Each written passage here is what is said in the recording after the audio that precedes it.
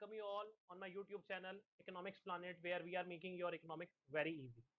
So this is my first YouTube video on my YouTube channel, where we are going to start teaching and discussing about economics of class 12 CBSE economics.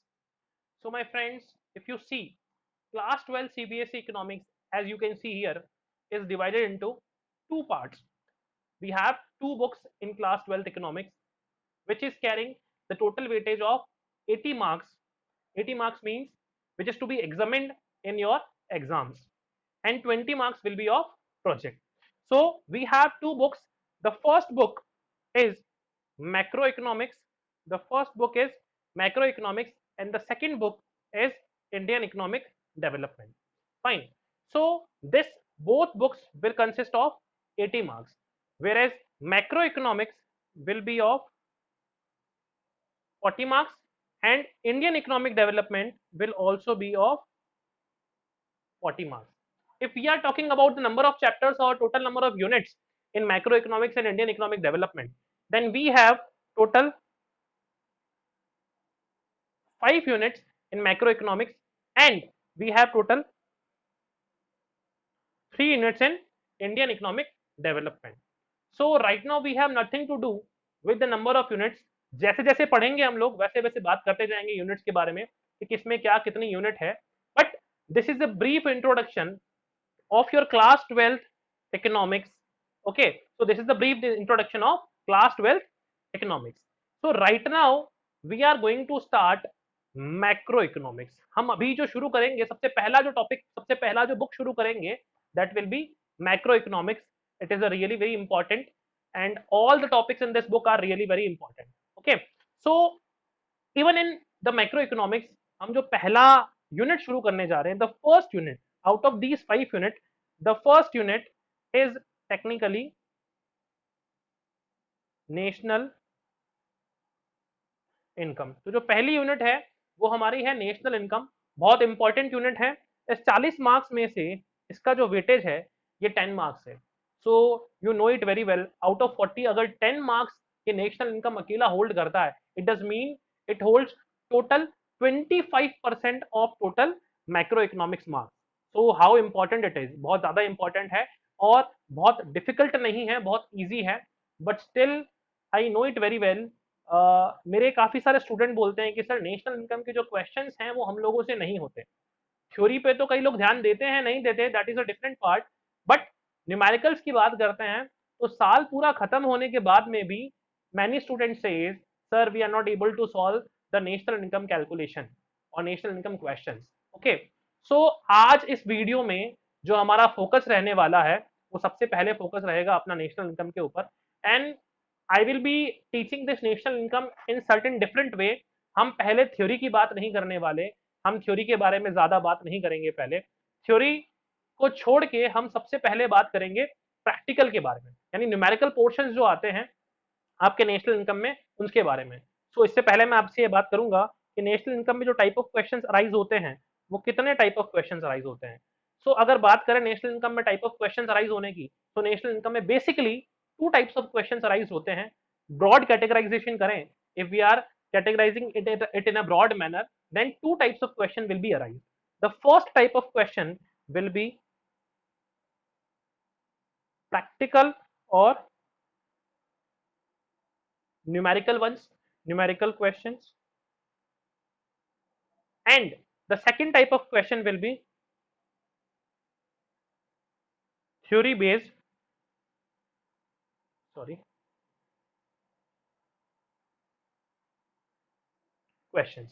The first type of questions will be practical based questions, and the second type of questions will be theory based question. Fine. तो पहले type of question है practical based question और second type of question है theory based question.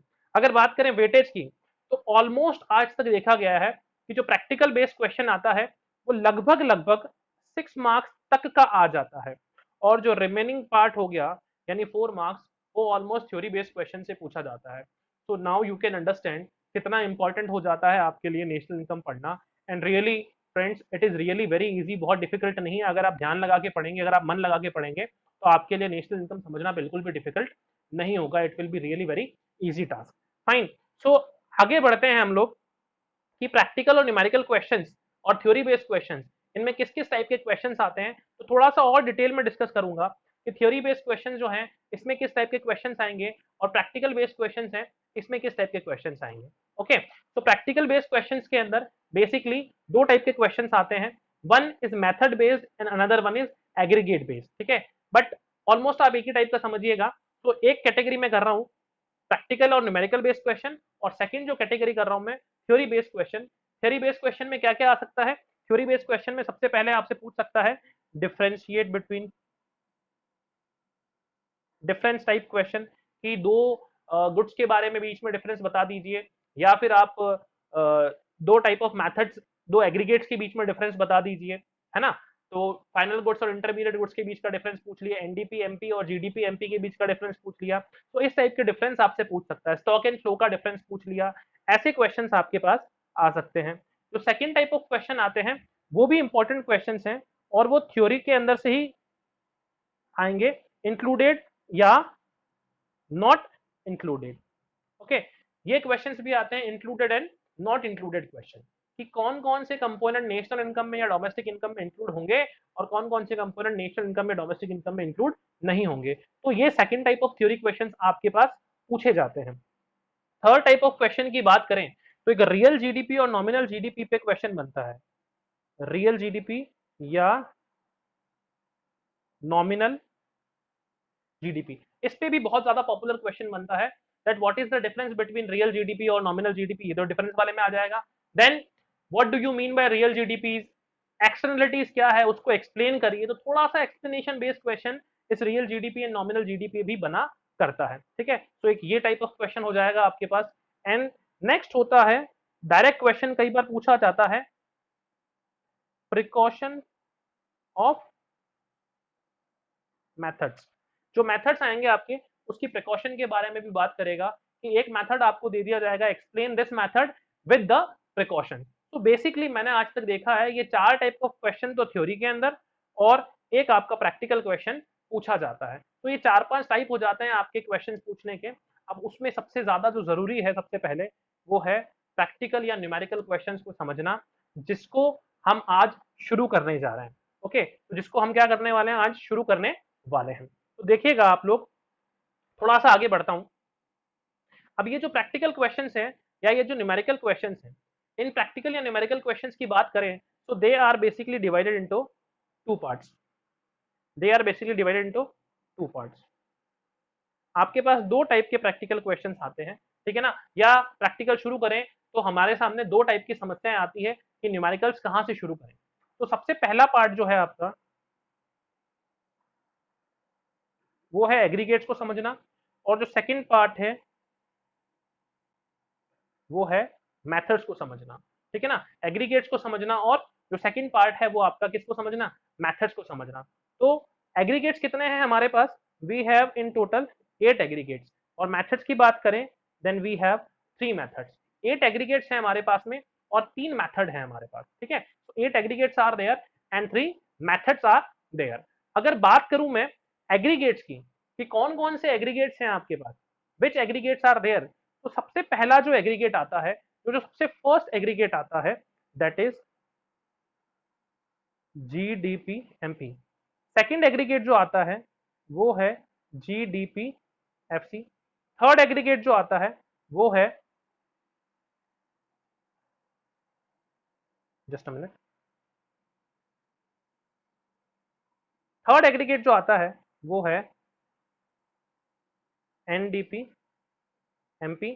Fourth aggregate जो आता है वो है एनडीपीएफसी। तो देखो चार एग्रीगेट तो हो गए, GDP MP, GDPFC, NDP MP and NDPFC. और नेक्स्ट जो चार एग्रीगेट हैं आपके वो हैं जी एनपीएमपी, नेक्स्ट है जी एनपीएफसी, नेक्स्ट है एनएनपीएमपी और नेक्स्ट है एनएनपीएफसी। ठीक है, so we have basically these 8 aggregates, first GDPMP, second GDPFC, third NDPMP, fourth NDPFC, fifth जो है आपका, ठीक है, that is GNPMP, next that is six GNPFC, next NNP-MP, and next is NNP-FC. If we will be talking about the methods, then जो first method है आपका वो है value headed method. जो next method है आपका that is income method, और जो third method है आपका that is एक्सपेंडिचर मेथड. ठीक है, तो हमारे पास 8 एग्रीगेट्स हो गए और 3 क्या हो गए, मेथड्स हो गए. फाइन, तो 8 aggregates are there and 3 methods are there. अब ये जो 3 मेथड हैं, these are based on circular flow of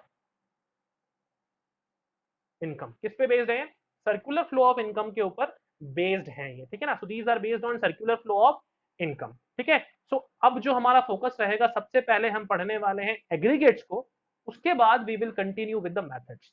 जब ये कंप्लीट हो जाएगा, ठीक है, उसके बाद हम बचा कुचा थ्योरी पोर्शन करेंगे, और जिस समय मैं आपको ये एग्रीगेट्स और मेथड्स कराऊंगा, उसी के साथ साथ कुछ एसेंशियल थ्योरी टर्म्स बताता रहूंगा. तो थ्योरी हम लोग सेपरेटली ना लेके इस चीजों के साथ में, एग्रीगेट और मेथड्स के साथ ही साथ क्या करेंगे, लेते जाएंगे. ओके फाइन, सो हाल के लिए इतना ही. बाकी मिलते हैं हम लोग आपसे नेक्स्ट वीडियो के अंदर. Bye bye.